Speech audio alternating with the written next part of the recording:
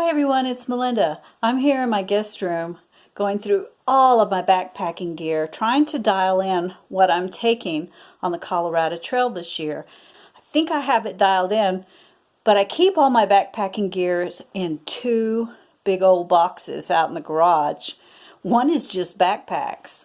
So as I'm going through it, I thought it would be fun to go through the gear together and talk about all the gear that I have taken backpacking in the past that I'm not taking on the Colorado Trail and why. First of all, I'm not taking this 2005 backpacking tent, the Seira Designs flashlight clip. This is my first backpacking tent, and at the time I bought it, it was one of the lightest tents on the market. It's a two-person tent, but many solo hikers were using it because it was one of the lightest tents on the market. It got 13 years of use before I replaced it. And this, the reason I'm not using it is it's 4.5 pounds. So I really love this bag. I thought about taking it apart and using it as a pattern to build a Dynamo one, but you know, projects.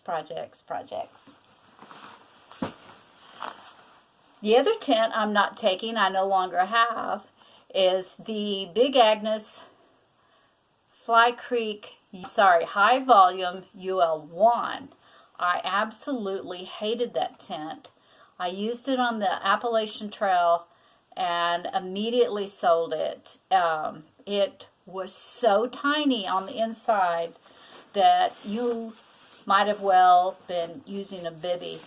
The next tent I'm not taking on the Colorado Trail is the Big Agnes Tigerwall UL2. Yeah, though I do love this tent. It's one of the lightest double wall semi-freestanding tents that you can buy, and I have no intention of letting it go. It does go down the river with me on kayaking trips and on those backpacking trips where it's not through hiking. This is really spacious, it's really comfortable, and it's fairly lightweight for a two-person tent. I'm not taking with me on the Colorado Trail this ZPacks Hexamid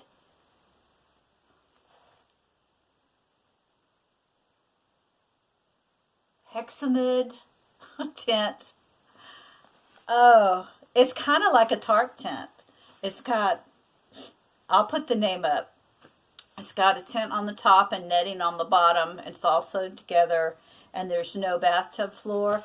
I bought it used off of Reddit, and it came with a bathtub floor. And truthfully, it was an older version, so it doesn't have storm doors. It just has a beak. I liked the tent more than I thought I would. It's incredibly lightweight, and there is a learning curve on how to pitch it. Some of the things that I wished it had is I wished that it had storm doors, because you didn't have any privacy if you wanted to change clothes inside your tent. You know, if you were facing other campers, then you're exposed.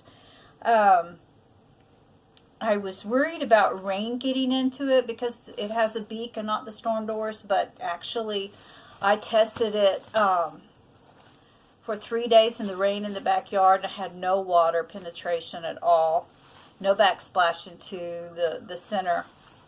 So it was great. I used it on the Colorado Trail and a couple of other side trips backpacking. I love the lightweight of it, but I'd wished it had storm doors, and I was considering adding storm doors on and sewing the bathtub in, because the bathtub is, you just lay it inside and the net goes underneath. And I was worried about the net getting torn and snagged on brush and stuff, so I had to bring a tent saver or a ground cloth. So I thought about modifying it to make it the perfect tent, and I didn't need to because lo and behold, ZPacks has come out with the Plex Solo or the Solo Plex, which had all the features of this, plus the storm doors, minus the net on the bottom, and it was lighter weight than this. So that was just kind of a no-brainer for me to go ahead and grab that new tent. I'll probably put this one up for sale. The other thing I'm not bringing, now that I have a new tent and don't have to worry about that net on the bottom, and I'm ordering a new pack, is this ZPacks Groundsheet Poncho. Oh my gosh, this thing is huge. For this other tent, it came in handy. I only wore it as a rain poncho once. I found it a little cumbersome to get on and to take off, and I saw a lot of people will put them on and then they throw when it stops raining, they just throw the poncho back behind them and leave it on their shoulder. That didn't work for me. I think it's a great piece of gear. I just don't need it anymore. You can actually tie it out and do all kinds of things with it. Because it's practically new, I've only worn it once and used it as a ground sheet once or twice, maybe more. I'm going to put it up for sale too, but I think it's a great piece of gear.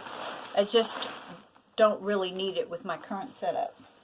Now, because I don't need a ground sheet with my current setup, I'm not taking Tyvek. Tyvek is great. I made this for my big Agnes Tigerwall.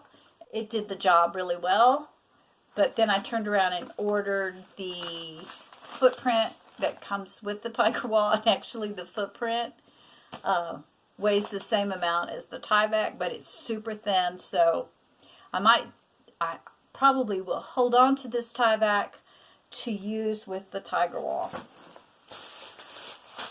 I'm also not using Polycro. I ordered Polycro to replace the Tyvek to save some weight when I had was using the big Agnes on trail. And I hate this stuff. It's really hard to get it underneath your tent without blowing away. If there's any breeze at all, even putting rocks or whatever on it, I found it very difficult to use. I hated it, I hated it, I hated it. In fact, I hated it so much, what happened was I wound up using no ground cloth underneath my Tigerwall, which is probably not a good idea because the floor on that tent is super thin.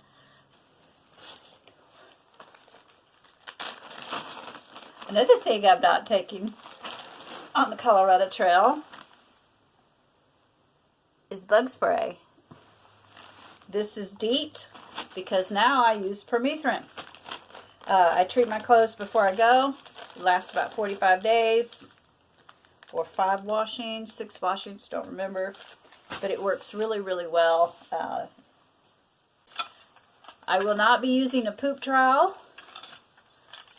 I will be using a poop trowel, but I won't be using one of these big, giant, hunking poop trowels. When I bought these, I don't think the Deuce of Spades even existed, and if it did, it probably was pricey. But actually, I use the Deuce of Spades now because it's lighter weight. You're not going to leave this behind. Look how bright orange it is. This is cool because it has the little serrations to cut roots with if you're having trouble digging a hole. And though you can't even read them, there's instructions on how to poop in the woods on the back, and there's inches on the front. So I'm not taking the container that my stove comes in on the Colorado Trail, and I haven't taken it the last couple of trips out. I just wrapped my stove in a bandana. I'm not taking this little tiny bag that has a clothesline in it. Come on. There's a line in here, and you hang it from tree to tree, And it's got little tiny beads on it you can adjust. You can put your piece of clothing in between two of these beads and it'll hold it and let it dry out. I absolutely love this thing. And I do take it on just one of those things that you absolutely don't need. And if you're carrying stuff on your back for 500 miles that you don't need, then you are going to have a sore back every day. So, yeah. I'm not bringing moleskins. These are some pre-cut moleskins this year, and some unprecut moleskins and some bunion pads to use for blisters. First of all, I rarely get blisters because I use sock liners. The only time I've ever gotten a blister on trail was when I wasn't wearing a sock liner. So, second of all, I'll be bringing some Leukotape, which can act as a Band-Aid. Hey, are you interested in what I'm taking backpacking? Which has multiple uses and actually sticks on better than moleskins. Moleskins, as soon as they get damp, they just come right off. I won't be using a pack cover. The pack I'm ordering, which will be a surprise, is water resistant enough, and I'll have a pack liner, so I won't need a pack cover, nor will I won't need that hunkin' poncho. So, believe it or not, I did take this in 2020. This is a solar recharger. The idea was that COVID was going full force. We weren't vaccinated yet. We were going to avoid going into town. Just go in and pick up our resupplies and get right back on the trail. And so we wanted a way to charge our devices. So it seemed like a necessary evil. It worked really well. I won't be bringing my homemade koozie pouch, just because I'm trying to save some weight, though this thing has come in really handy as a sit pad in the past. I might actually put it in the stack of maybes. It's a koozie for when you use backpacking meals. You just pour water in the prepackaged meal, the hot boiling water, and then you let it set for 12 minutes. So if it's cold outside, then it cools down and you have to let it set longer. You can just slip it inside this koozie, and it's made out of reflectix. Because it's made out of reflectix, I've also used it for a sit pad. It's just wide enough for your butt. And when I've bottomed out on my sleeping pad before, I have put it under my sleeping bag, under my hip, and it kept the cold from coming out up through my hip. So I might put this on the maybe. I'm not bringing a fuel canister balancing act. I mean, this is really not necessary. I think it's just one of those things that I bought because, hey, that's cool. And it fits inside my can, and yeah. But I'm also not taking extra pots. I used to take 2 pots, one of the big one for cooking and a little one for coffee or beverages. So on a thru hike, and the lid on this one is great. It doubles as a little skillet. I do like these, and I take them down the river, and I'll save them for that. But I'm not going to be taking an extra pot down the Colorado Trail. I won't be carrying this. This is the Gossamer Gear clip for the umbrella. And it's not because I'm not bringing the umbrella. I am bringing the umbrella.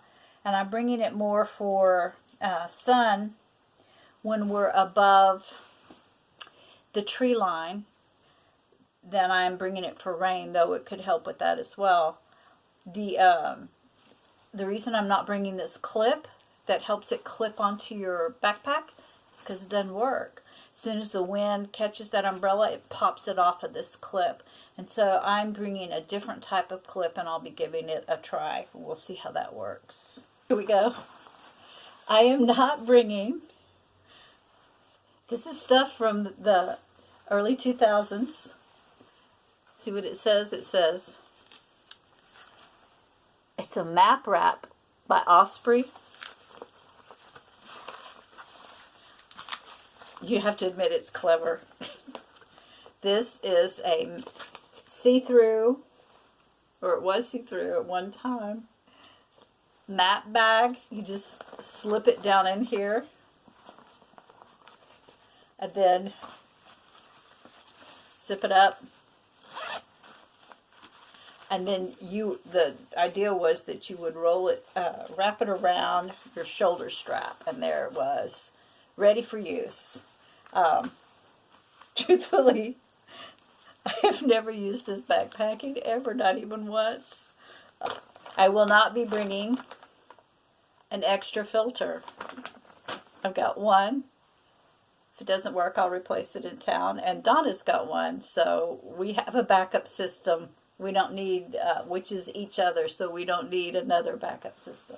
Will not be bringing my original water filtration system. Look at the size of this. This is the MSR, and it still works. I mean, it's great. If there was an end of the world scenario, I'm set. It will filter some pretty nasty water. I've even got an extra filter with it. I almost sold this thing. For some reason, I couldn't let it go. So you put this in the water, and it's got a little filter on it. You don't let it, you try to get it below any algae that's floating on top, but above the silt. And this little, has a little filter on it to keep filter out, to keep silt out. And then you pump. I'm not going to put it together. Oh, what the hell. I'll put it together for y'all. Or maybe I won't. Maybe I've forgotten how. Oh, I forgot. There's a nice float. So you can float it just the right level in the water. And then the hose comes out here. It sucks the water up through this nice. There's a filter on the inside that's made of ceramic. I'm not sure you can see the inside of this replacement filter, but there's ceramic in there. And then the hose would had several attachments so it would fit on any type bottle or whatever. And I had it set up so it would filter right into my reservoir. And then it came with a little tiny brush. Started clogging up and not working well. You took this brush and you just ran it through here a couple of times. Every time you brush it, it would knock off some of the ceramic, and when you got down to some indicator marks, then you'd know it's time to replace. It's heavy, it's big, it's bulky, it's time consuming.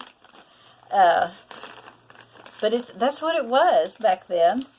Why do I keep this stuff? I don't know. Not bringing a giant bottle of wilderness wash that has enough soap in it for 3 through hikes. I am bringing a little tiny bottle of wilderness wash. And if I was a true weight weenie or gram weenie, I would take it and put it in eyedropper. But I'm not taking the conversion kit to turn my Big Agnes sleeping pad into a chair. Speaking of which, I'm not going to bring my Thermarest Z-Seat sit pad. This thing is really great. I loved it, but it's just, I've got other things that will double as a sit pad, so this is just kind of one of those luxury items you don't need. I'm not bringing big hunking flashlights. I used to bring 2, just in case one failed, and the batteries. No, I'm not bringing liquid skin. This is for wound closure. It's probably expired. I'm not bringing this gift that was a hunking. This is a carabiner with a big ass knife on it. And I think there's a screwdriver and a Phillips head screwdriver. This is fun. This should go in the camper. This is another gift. This was it's a whistle. It's got a little compass on the end. And this might come in handy. This is a ferrule rod starter. I have another ferrule rod. I've actually taken this camping before and actually started a fire with it just to see if I could. This is a big hunkin' Columbia knife. It's really, really heavy. It has got a butane lighter on it. Can you see that? It's got everything on it you could possibly ever need. It's got an awl, an awl, in case you need to poke a hole in leather. So yeah, this is fun. I've taken it camping before, just when I saw it in the store. I needed a knife, and I also needed a lighter, and I picked it up because it was just funny. And we were car camping anyway. I think I've taken it backpacking before, though. I used to carry this many carabiners with me wherever I went, instead of figuring out how many I actually needed. So I'm not going to be bringing all those. This is a little tiny lantern.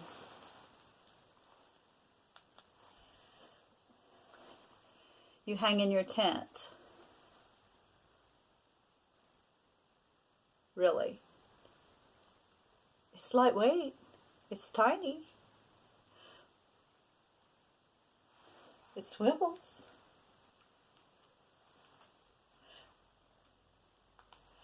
But puts out very little light. I actually took this to the CT in 2020. It puts out very, very little light. I found that the screen, not even the flashlight, but the screen on my phone puts out more light than this, and I just threw it in a pocket up in the top of the tent. Save shampoo samples and bring them backpacking with you so that you could use them at the hostels or in town. Every place I've ever stayed had shampoo available for me, so I've carried these around for a long time. These need to go in my trash bag, I guess. And lastly, oh, there's a bunch of other crap up here that is just hilarious. A bar of soap. I'm not bringing a bar of soap. Pepper spray. I'm not bringing pepper spray.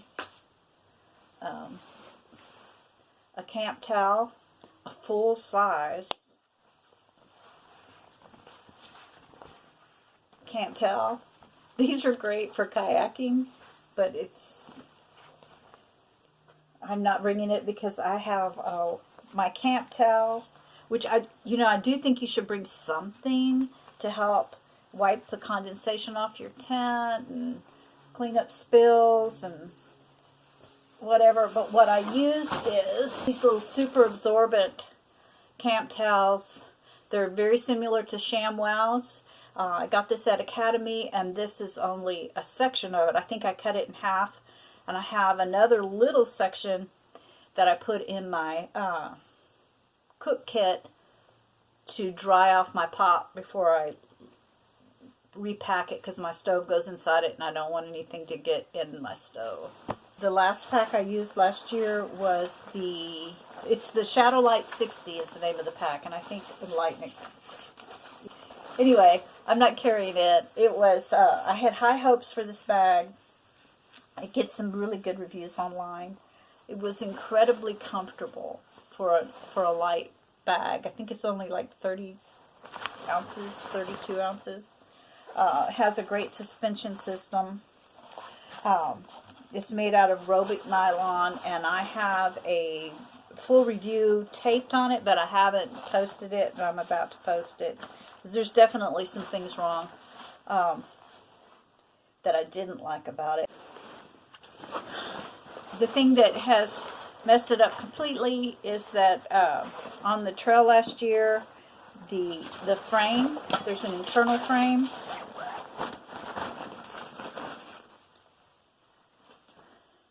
You see they have these little tiny